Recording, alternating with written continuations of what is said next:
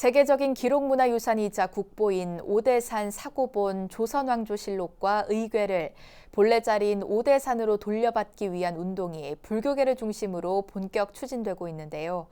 일제강점기 때 국내외로 반출된 수많은 불교 문화재들의 제자리 찾기 움직임이 더욱 확산되는 계기가 마련될지 관심이 모아지고 있습니다. 전경윤 기자입니다.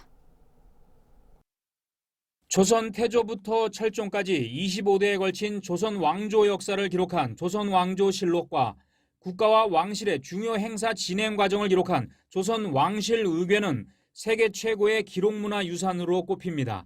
하지만 조선 후기 4대 사고의 하나인 오대산 사고에 소장돼 있던 오대산본 조선왕족실록 의궤는 일제강점기에 약탈당하는 아픔을 겪었습니다.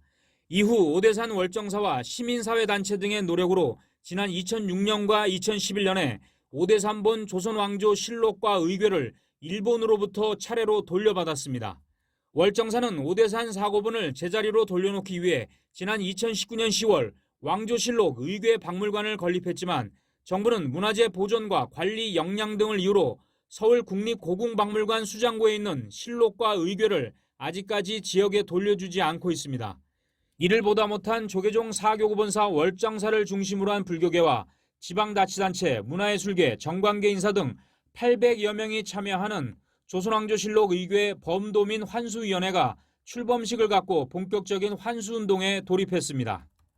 불교계는 오대산본 조선왕조실록과 의궤의 제자리 찾기에 대해 문화재는 원래 있었던 위치에서 진가를 발휘하는 법이라며 지역문화 활성화를 위해서라도 반드시 오대산으로 돌아와야 한다고 강조했습니다. 오대산에 있던 왕조실록 의궤는 오대산 사고에 있던 거기 때문에 오대산으로 돌아가는 것은 아주 타당하다고 생각합니다. 조선왕조실록 의궤 환수운동을 계기로 일제강점기 이후 여전히 돌아오지 못하고 있는 불교 문화재들의 환수 문제가 다시 조명받고 있습니다. 기본적으로는 환지 본처 또는 현지로 간다는 데는 늘 동의를 하고 있습니다.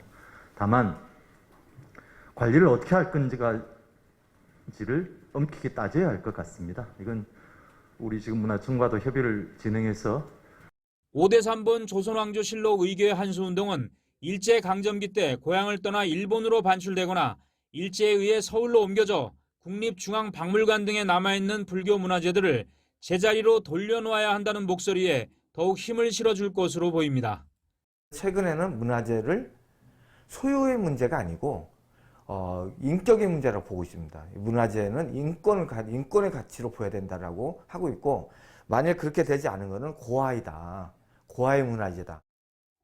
BBS 뉴스 정경윤입니다.